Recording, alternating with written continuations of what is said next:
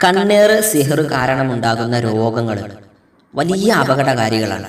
അത്തരം രോഗങ്ങളിൽ നിന്ന് മാറാൻ, അത്തരം രോഗങ്ങളിൽ നിന്ന് ശിഫ കിട്ടാൻ ഒരു പരിഹാരം പ്രതിവിധി, ഇസ്ലാമികമായ പ്രതിവിധി പറയട്ടെ. അസ്സലാമു അലൈക്കും വറഹ്മത്തുള്ളാഹി വബറകാതുഹു.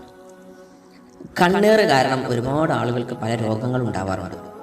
സിഹർ കാരണം പറയേണ്ടതില്ല, രോഗങ്ങളെ കൊണ്ട് വലിയ ബുദ്ധിമുട്ടുകൾ അവർ അനുഭവിക്കാറുണ്ട്.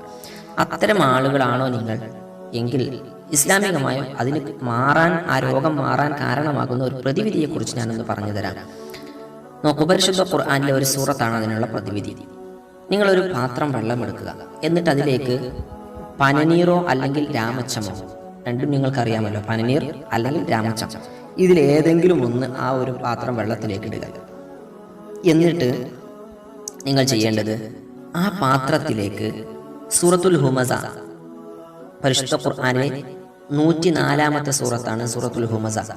സൂറത്തുൽ ഹുമസ 71 തവണ നിങ്ങൾ പാരായണം ചെയ്യുക.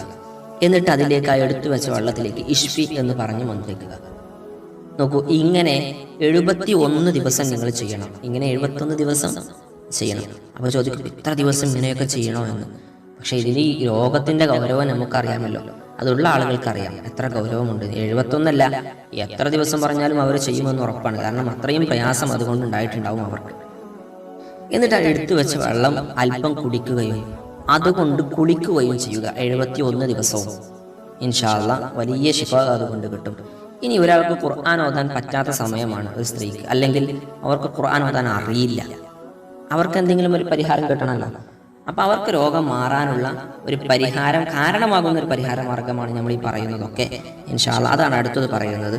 അള്ളാഹുവിൻ്റെ അസ്മാഉൽ ഹുസ്നയിൽപ്പെട്ട ഇനി പറയാൻ പോകുന്ന ഇസ്മുകൾ, ആ ഇസ്മുകൾ നിങ്ങൾ ചൊല്ലുകയാണ്. എത്ര തവണയാണ്, എത്ര ദിവസമാണ് എന്ന് ഇൻഷാ അല്ലാഹ് ഞാൻ പറയാം. യാ മുഹീ യാ അല്ലാഹ്, യാ മുഹീ യാ അല്ലാഹ്. നമുക്ക് അസ്മാഉൽ ഹുസ്നയുടെ ആ ചാർട്ട് എടുത്ത് നോക്കിയാൽ മനസ്സിലാകും. യാ മുഹീ യാ അല്ലാഹ്. മറ്റൊന്ന് യാ ജലീലു യാ അല്ലാഹ്, യാ ജലീലു യാ അല്ലാഹ്. യാ ഗഫൂറു യാ അല്ലാഹ്, എഴുതി വെക്കണം നിങ്ങൾ, യാ ഗഫൂറു യാ അല്ലാഹ്.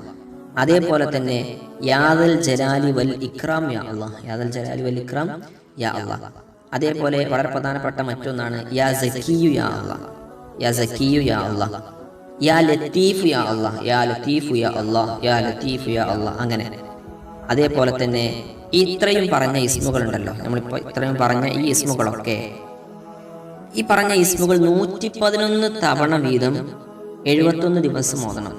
ഒരു ദിവസം നമ്മൾ നേരത്തെ പറഞ്ഞതുപോലെ ഒരു ദിവസം 111 തവണ ഓരോ ഇസ്മുകളും ചൊല്ലുക. എന്നിട്ട് വെള്ളത്തിൽ എടുത്ത് വെച്ച വെള്ളമുണ്ടല്ലോ, രാമച്ചമോ അല്ലെങ്കിൽ പിന്നെ പന്നീറോട്ട വെള്ളം, അതിലേക്ക് ഇഷ്ഫിയറിന് മന്ത്രിക്കുക. ഇങ്ങനെ 71 ദിവസം നിങ്ങൾ ചെയ്യുക. എന്നിട്ട് അല്പം കുടിക്കുക, അതുകൊണ്ട് കുളിക്കുക. ഇൻഷാ അല്ലാഹ് അള്ളാഹുവിനോട് ദുആ ചെയ്യുക.